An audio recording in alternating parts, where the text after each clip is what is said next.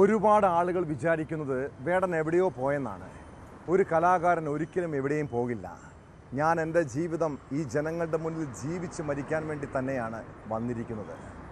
കോന്നിയിലെ സംഗീത പരിപാടിക്കിടെ പതിവ് ഡയലോഗുമായി റാപ്പർ വേടൻ രംഗത്തെത്തി. ആരാധകർ അത് കേട്ട് ആർപ്പ് വിളിച്ചു. ആ ആവേശത്തിൽ പിറ്റേന്ന് രാവിലെ തന്നെ വേടൻ എറണാകുളം തൃക്കാക്കര പോലീസിന് മുൻപാകെ ഹാജരായി. ബലാത്സംഗ കേസിൽ കോടതി നിർദ്ദേശപ്രകാരമാണ് വേടൻ ചോദ്യം ചെയ്യലിനായി എത്തിയത്. വിവാഹ വാഗ്ദാനം നൽകി യുവ ഡോക്ടറെ പീഡിപ്പിച്ചെന്ന കേസിൽ വേടന് ഹൈക്കോടതി നേരത്തെ മുൻകൂർ ജാമ്യം അനുവദിച്ചിരുന്നു. അറസ്റ്റ് ചെയ്താലും ജാമ്യത്തിൽ വിട്ടയക്കാനാണ് പോലീസിനുള്ള നിർദ്ദേശം.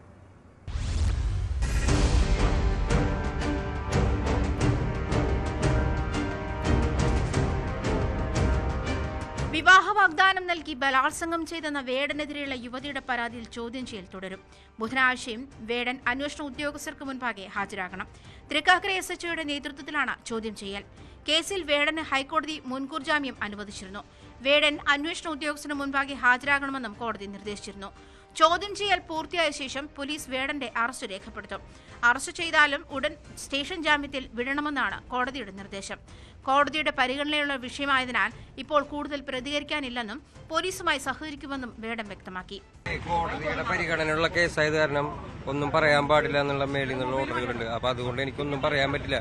ഈ കേസുകൾ പൂർണ്ണമായിട്ട് തീരട്ടെ, എന്നിട്ട് എനിക്ക് എന്റെ ഭാഗം എന്തായാലും പറയാണ്ടാവല്ലോ, അത് ഞാൻ എന്തായാലും പറയും. ഉണ്ട് ആവശ്യം. പത്തനംതിട്ട കോന്നിയിൽ തിങ്കളാഴ്ച നടന്ന കരയാട്ടം പരിപാടിയിലും വേടൻ പ്രതികരിച്ചിരുന്നു. ഒരുപാട് ആളുകൾ വിചാരിക്കുന്നത് വേടൻ എവിടെയോ പോയെന്നാണ്. എന്നാൽ ഒരു കലാകാരൻ ഒരിക്കലും എവിടെയും പോകുന്നില്ല. ജനങ്ങൾക്ക് മുൻപിൽ ജീവിച്ചു മരിക്കാൻ തന്നെയാണ് വന്നിരിക്കുന്നതെന്നും വേടൻ പറഞ്ഞു. ഒരുപാട് ആൾക്കാർ വിചാരിക്കുന്നത് വേടൻ എവിടെയോ പോയെന്നാണ്. ഒരു കലാകാരൻ ഒരിക്കലും എവിടെയും പോകുന്നില്ല.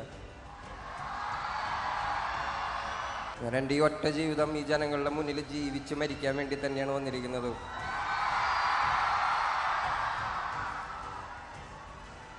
അതിജീവിതയുടെ പരാതിയിൽ തൃക്കാക്കര പോലീസാണ് വേടനെതിരെ കേസ് രജിസ്റ്റർ ചെയ്തിരിക്കുന്നത്.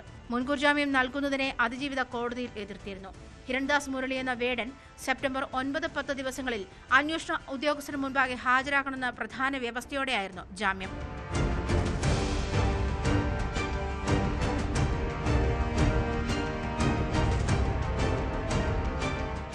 സൗഹൃദത്തിലാവുകയും പിന്നീട് വിവാഹ വാഗ്ദാനം നൽകി 2 വർഷത്തിനിടയിൽ 5 തവണ പീഡിപ്പിക്കുകയും ചെയ്തെന്നാണ് യുവ ഡോക്ടർ വേടനെതിരെ നൽകിയ പരാതി.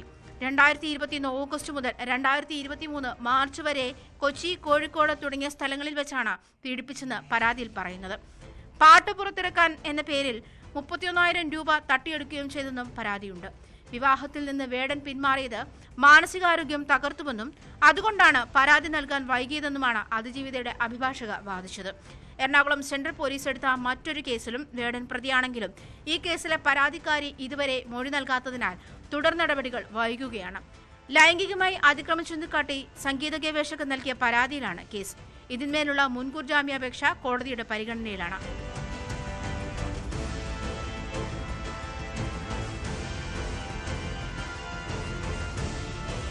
News 18 കൊച്ചി.